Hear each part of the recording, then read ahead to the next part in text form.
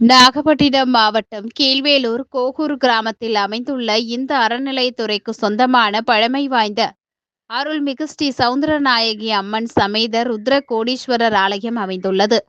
இவ்வாலயத்தில் 14 ஆண்டுகளுக்கு பிறகு கும்பாபிஷேகம் நடைபெற்றது. கும்பாபிஷேக விழா கடந்த 17ஆம் தேதி கணபதி ஹோமத்துடன் தொடங்கியது. தொடர்ந்து கணபதி ஹோமம், வாஸ்து சாந்தி, பூர்ணாகுதி நடைபெற்று முதல் கால யாகசாலை பூஜைகள் நிறைவு பெற்று தீபாராதனை நடைபெற்றது.